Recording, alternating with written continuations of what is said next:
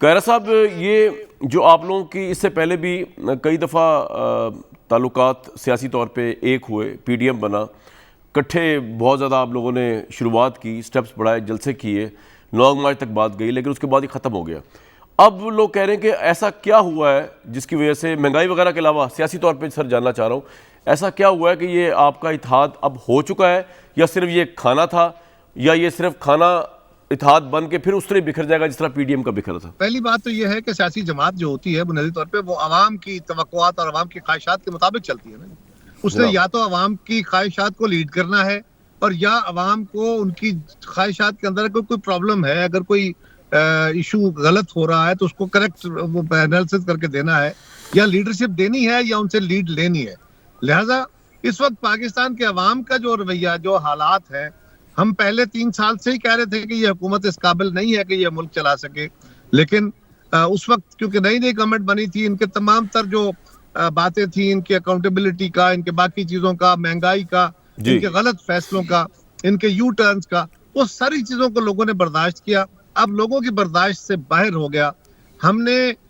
उसी वक्त कहा था कि चार्टर ऑफ इकोनॉमी करें, हमने उस वक्त कहा था कि कैरा साहब, अब इस अलायंस का मकसद तहरीक-ए-अदम एतमाद है, ओनली एंड ओनली? जी, यकीनन इस हुकूमत का खात्मा है, उसका इस मूव का मकसद। और उस मकसद में पहली बात तो ये है ना कि शायद हमने आपस में अगर तलखियां हैं तो हम मुखालिफ जमाते हैं, हमारे दरमियान तलखी माजी में बहुत ज्यादा थी, माजी करीब में भी तलखियां छोटी मोटी हुई, फिर ठीक हो गई। लेकिन ये याद रखिए, पीडीएम में इख्तलाफात के बावजूद, पीडीएम से अलग होने के बावजूद,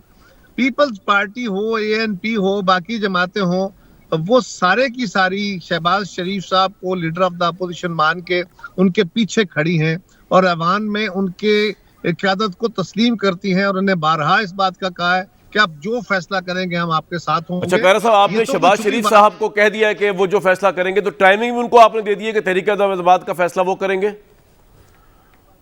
सर, मैं तहरीक-ए-अदम एतमाद की बात नहीं कर रहा, मैं कर रहा हूँ ऐवान के अंदर जो सूरत हाल है। हाँ, इससे पहले कई दफा पीपल्स पार्टी का तो तहरीक-ए-अदम एतमाद के ऊपर बड़ा वाज़ेह मौक़िफ़ है ना। जी, हम बिल्कुल। तो बहुत दिनों से, हम तो जब सेनेट का इलेक्शन हुआ था तभी हम कह रहे थे कि this is the right time, लेकिन हमारे दोस्तों के तहफ़्फ़ुज़ात थे और हो सकता है उनके अपना नुक्ता नजर है वो दुरुस्त हो, लेकिन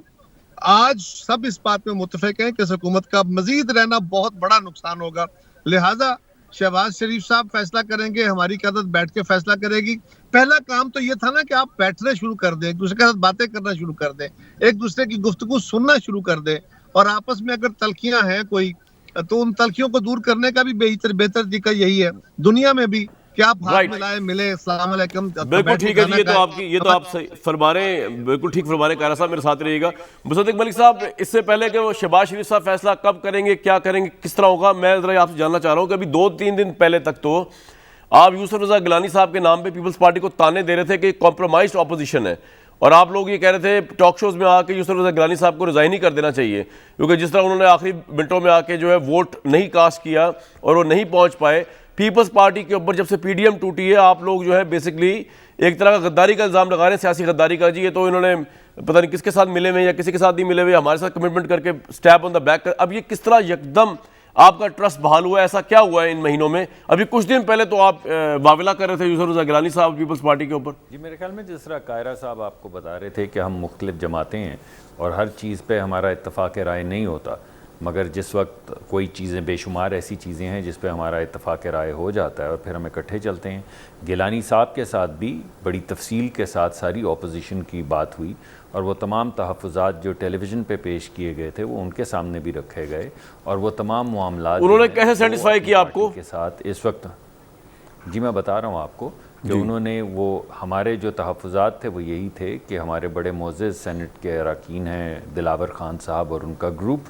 और वो एक तसलसल के साथ जब से उन्होंने वोट किया है वो अपोजिशन के ख़िलाफ़ और ट्रेजरी बेंचेस के हक़ में वोट करते हैं।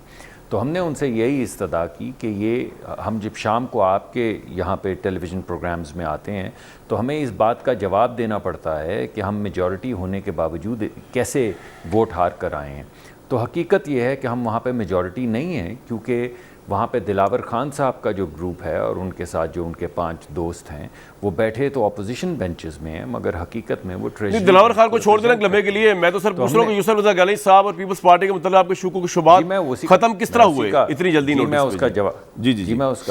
मैं उसका जवाब आपको दे रहा हूँ ना। गिलानी साहब के सामने ये पूरी बात रखी गई और गिलानी साहब ने कहा कि हम इसका कोई ना कोई सदेबाब करेंगे, और ये बात वो अपनी पार्टी से इस वक्त डिस्कस कर रहे हैं कि हमने इस ब्लॉक को कैसे ट्रीट करना है ताकि आने वाले वक्त के अंदर किसी को कोई सुबकी ना हो और आप हमसे ये सवाल ना पूछें, हम आपको हिसाब दें। नहीं, मेरा सवाल आपसे ये है सदीक मलिक साहब, आप लोगों का एक लार्जर पिक्चर थी, आप लोगों ने ये कहा कि पीपल्स पार्टी एक कॉम्प्रोमाइज पोजीशन में है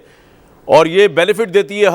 हर ऐसे बिल में जिसमें गवर्नमेंट जो है वो हार सकती है उसको बेनिफिट देती है। ये तो बहुत बड़ा, ये गिलानी साहब का मामला नहीं है, सिर्फ पूरी पीपल्स पार्टी के ऊपर आपने डाउट का इजहार किया, पीडीएम टूट गई, आप लोगों ने ना बैठने का अहद किया। तो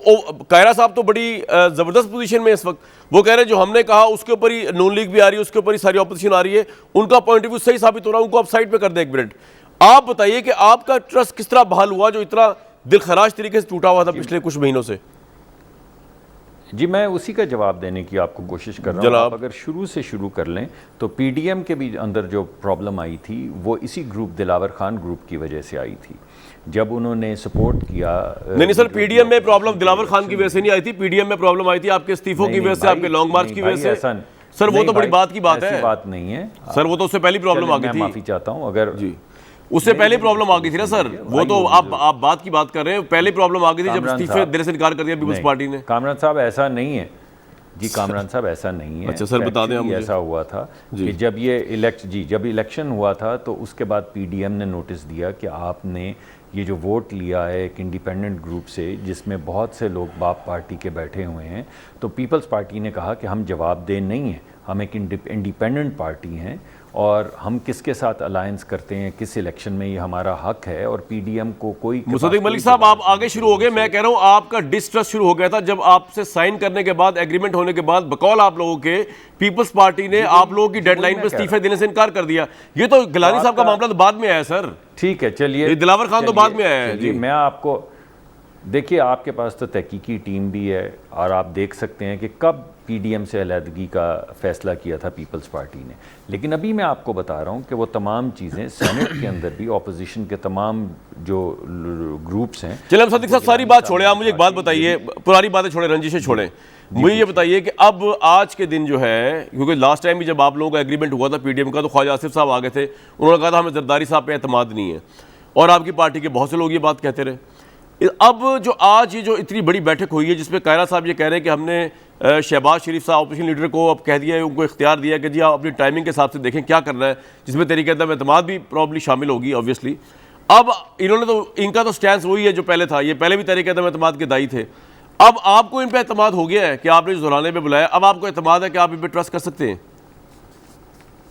जी देखिए, कायरा साहब ने ये भी कहा है कि हम मुख्तलिफ जमातें हैं, लेकिन अवामी मुकदमा लेके जब हम बढ़ते हैं तो बहुत सी चीज़ें ऐसी हैं जिस पे हमारा इत्तफ़ाक़ है। इस वक्त हमारा इस बात पे इत्तफ़ाक़ है, जैसा कि आपने अपने इब्तदाइये में भी फरमाया कि अगर 72 या 75% लोग जो हैं वो अपने घर का ख़र्चा नहीं पूरा कर पाते, तो ये जो अवाम के ऊपर सख्ती आई हुई है इसको हम सारे मिल के क्यों रिप्रेजेंट नहीं करें? राइट सर, ये तो अवाम पे सख्ती तो तब से आई हुई है जब से आपका पीडीएम जलसे शुरू हुए, तब भी आप यही बात करते थे, लेकिन अगेन आपका ट्रस्ट का लेवल जो है बुरी तरह ठेस पहुंचा, और अभी फौरी वजह ये नहीं हो सकती, इसकी वजह कुछ और ही हो सकती है। कह रहे हैं जी,